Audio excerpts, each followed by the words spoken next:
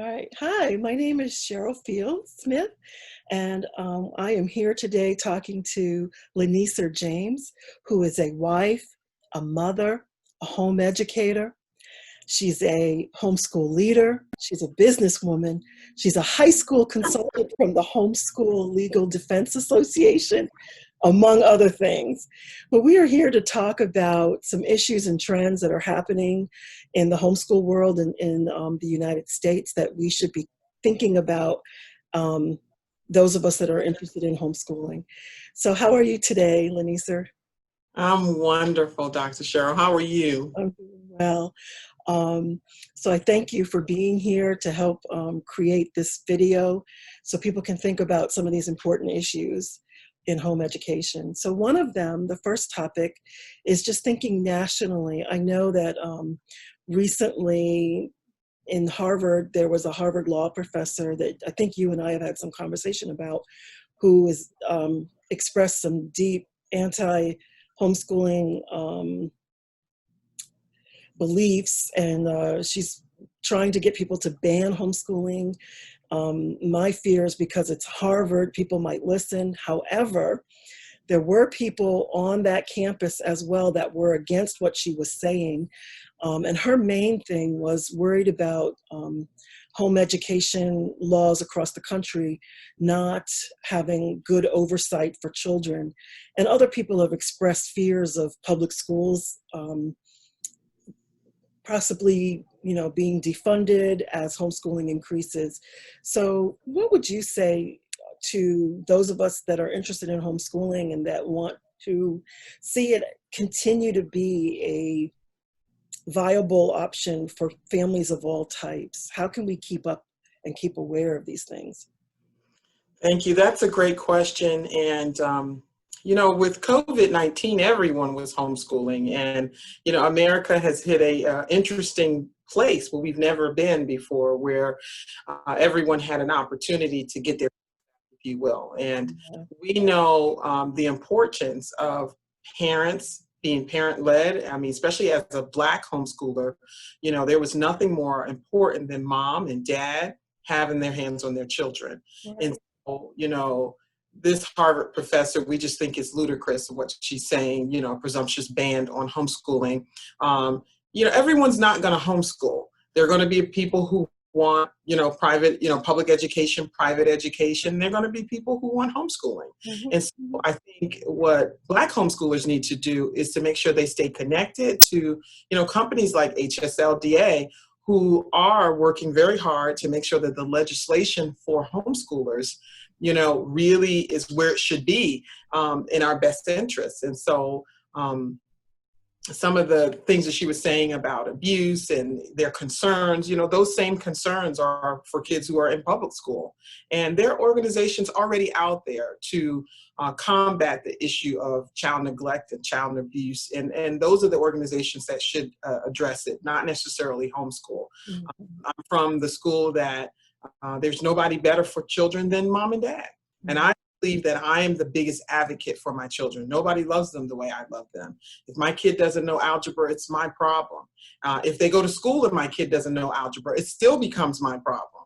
So, homeschooling is a wonderful place for parents to take personal responsibility and to get the support that they need to be able to help their kids thrive. Because we're really essentially in our own pocket when you think about it. What do you mean? Well, hey, if my kid doesn't know algebra and they can't, launch out of life, then it falls back on me. I'm still paying. My job is to make sure that I have children who are very successful. I have 7 of them, and I'm very serious, that I'm not going to live forever, and that, my job is to position them to be able to take care of themselves. And I don't think that there's anybody more committed to that than mom and dad. I agree. Okay. Another topic that has come up is access to higher education. I know in some places, home educators have experienced situations where traditionally schooled children, for example, are waived from having to take a required test like the SAT or the ACT to get into a college or university. Whereas even if a child is homeschooled and able to do some dual enrollment courses on a campus, that law didn't apply to them, or that policy didn't apply to them. When those things happen, like the inequity between a policy for access to higher ed in particular, what can home educators do? What have you heard of people being able to work around things like this?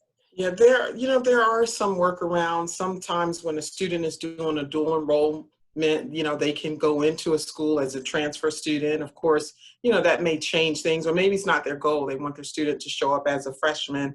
We have to stay close. That's one of the reasons why I'm committed to HSLDA. We have to stay close to those who are making it right, for homeschoolers, and that, public school or private school don't have access that homeschoolers don't get. And so this is the opportunity to really, really dig in deep, particularly if you're interested in homeschooling, you want homeschooling to be around. We need your support. We need people who are committed to making sure that what's available to public school students, available to private school students, should also be available to homeschool students. My daughter just graduated from college, and there are options, there are test options.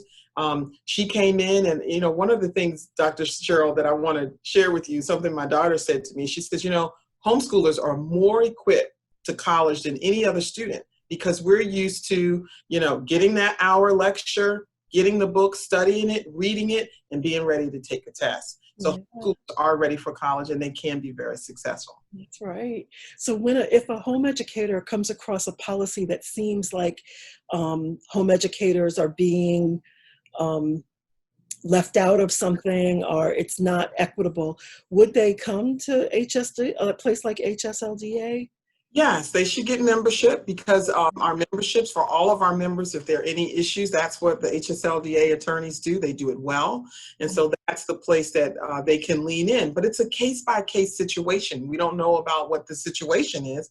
If Black homeschoolers are not members of HSLDA, I believe in my opinion, that there are many things going on with our homeschool education that we may not even be aware of, simply because you may not have membership, or you don't know what to do, about a situation that you're in. So I really do. I think it's good use of your resources to be connected to, HSLDA and their commitment to helping homeschoolers, all homeschoolers.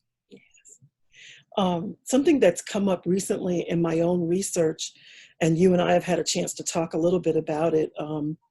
I learned about challenges that Black home educators face when they seek to engage in homeschool groups that are predominantly white, or if they're secular home educators and they feel that they're not welcomed in Christian-based homeschool groups.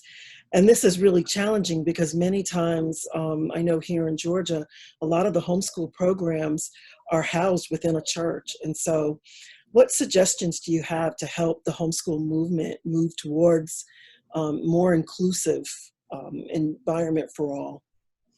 And we need more leaders. We need more Black homeschool leaders. We need parents. A lot of times when you begin to homeschool, you look to join a group, and we don't always think about the leadership, the things that you can bring to the table, the perspective you can bring. And as we have more leaders who step up to, be a part of this movement, they have the opportunity for their voices to be heard. I mean, I'm a ministry director for a local homeschool group here, and have experienced some situations that were maybe not the best scenario for my child. What I did about it is I created a group. And so it's important, the churches are not the only place, to host an event, to gather up homeschoolers. So I think that's important. Now, I am a big fan of the church and the support of the church that they give to homeschoolers, but I do realize that there are situations where, if you're secular, it's difficult for you to walk into to the church. Some people do want that umbrella of, a godly place to kind of work out their homeschooling, but I realize that that's not the reason why everybody's homeschooling now.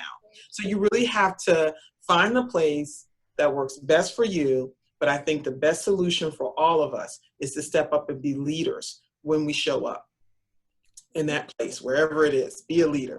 Teach a class, right? Right. share an idea, schedule a field trip. It kind of starts right there, and then it goes into you understanding how homeschool leadership works, and then you can be a part. All right, thank you. Are there any other issues that we didn't talk about that you want to mention? I think when we were talking a little bit about the transition of what it takes to get a homeschooler into college and understanding some of the steps that I think homeschool parents need to take, I believe we all have to begin thinking about our end result. I think sometimes we get into homeschool and we forget that the purpose is to encourage our children to reach for higher education. Sometimes we get so into who teaches this class, or if this class is the class I like, or if I'm getting along with the person next to me. We need to have our eye on the prize of making sure that our kids are reaching towards higher education. So there's so many things that we can do. Because we have the luxury to homeschool, we can make sure that our kids get the exposure to the areas that they're interested in. We have time.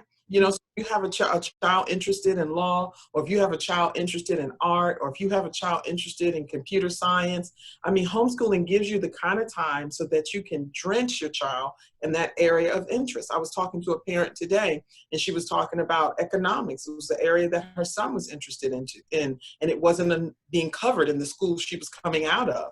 And I said, isn't it great that homeschooling can be a place where you can individualize a plan for your child's education? So as we think about the transition from high school to college, as parents, we have to do our work to make sure that we're positioning our kids so that they are growing, academically while we're in this homeschool environment. So that's also a big issue. But we hope to see you at a HSLDA, and I am one of the educational consultants there. So if you need help, or if you have a perspective, that you'd like to share, we want to hear it. So feel free to reach out to us. All right. Well, thank you so much for your time today. You're welcome. Thank you, Dr. Cheryl.